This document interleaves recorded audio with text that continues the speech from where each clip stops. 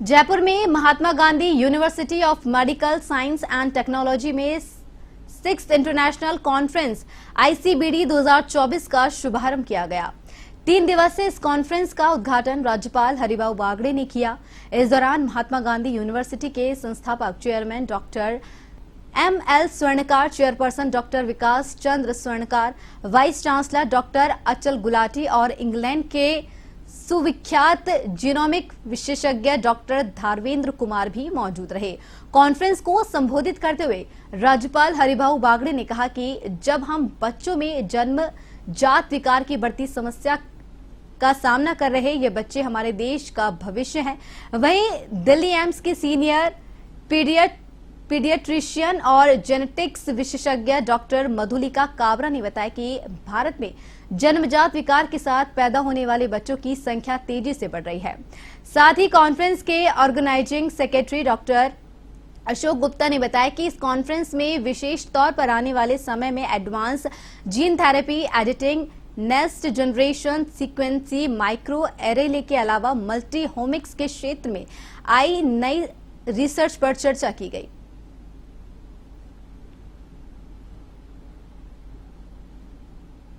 Rising Rajasthan અને ઉભારતા राजस्थान,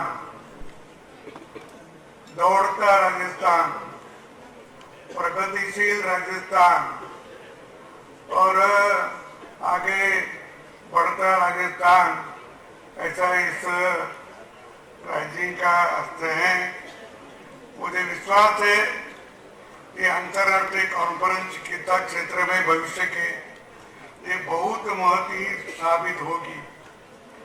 इसमें विश्वभर के वरिष्ठ बाल रोग विशेषज्ञ अपने अनुभव और रिसर्च द्वारा अर्जित ज्ञान साझा कर बाल स्वास्थ्य के साथ मातृत्व पोषण की दिशा में राजस्थान को अग्रणी करेंगे, ऐसी उम्मीद है।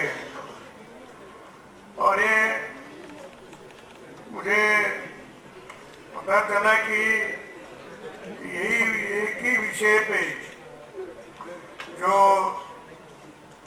जन्मजात शिशु है, उन्हीं के जन्मजात जो बीमारी आती है उसके लिए कुछ संशोधन, उसके लिए कुछ उपाय, इसके लिए ये परिषद है। ये छठा इंटरनेशनल कॉन्फ्रेंस है बर्थ डिफेक्ट्स पे, और इसमें स्पेशल फोकस किया गया है वो रेयर डिजीज जो बच्चों में होती हैं।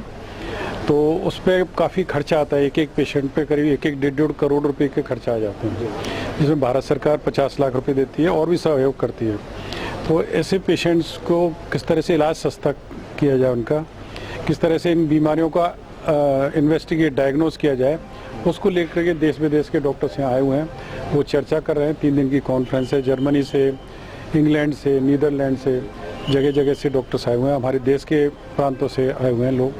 तो मुझे लगता है कि इससे कुछ न कुछ अच्छी चीज़ निकलेंगी। और महात्मा गांधी अस्पताल में सारी सुविधाएं इस तरह के डायग्नोसिस करने के लिए, रेयर डिजीज़ के लिए मौजूद हैं। और हमने माननीय बड़ा सौभाग्य कि आज राज्यपाल महोदय यहाँ आए, कॉन्फ्रेंस का उद्घाटन किया और हमने उनसे रिक्वेस्ट की। Together we are able to benefit from these powerful technologies to transform the lives of many patients affected by rare diseases worldwide. At Mahatma Gandhi Hospital, we take pride in contributing to this transformation. Currently, we have 3 different genres of genetic labs with latest equipment and highly skilled personnel catering for various specialties. The first of them is the Advanced Center for Medical Genetics, dedicated to oncology, fetal medicine, gynecology, neonate and pediatric samples, have tests including karyotyping, FISH, microarray and the NGS, next generation sequencing. The other one is the Central Lab, which focuses mainly on biology samples performed on various PCRs and other specialized machines. Most humbly, I submit, during the COVID pandemic, this was the biggest lab in the private sector in the state and performed close to 350,000 COVID tests during the first year of COVID itself.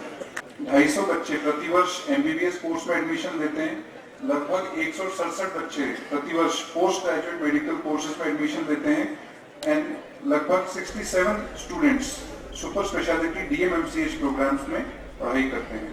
The university's dental college is DCI recognized postgraduate dental college with 100 undergraduate and 33 postgraduate admissions in various branches of dentistry. इनमें से एक comprehensive multi speciality children's centre है जिसमें institute of rare diseases के लिए और बड़ी और नवीन और लेटेस्ट मशीनों युक्त स्पेस उपलब्ध हो सकेगा और दूसरा भवन liver and digestive sciences institute के रूप में बन रहा है. वर्तमान में महात्मा गांधी अस्पताल एक स्थापित living donor living transplant programme का संचालन सफलतापूर्वक करता है. यहाँ पर लगभग 5 से 6 लिवर ट्रांसप्लांट प्रति माह होते हैं और अब तक 120 लिवर ट्रांसप्लांट किए जा चुके हैं. Right, that our team of critical care specialists, along with their team of residents and nurses, worked tirelessly during the COVID-19 pandemic.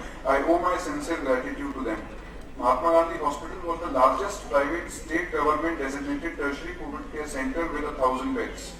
With the grace of Almighty God, blessings of ancestors and well-wishers, the constituent colleges of the university are most sought after amongst the undergraduate, postgraduate and super specialty students seeking admissions in respective courses, and its teaching hospitals, the Mahatma Gandhi Hospital and Shri Ram Cancer Center, enjoy the reputation of being a high quality, transparent, tertiary care hospital amongst the patient population and the society at large.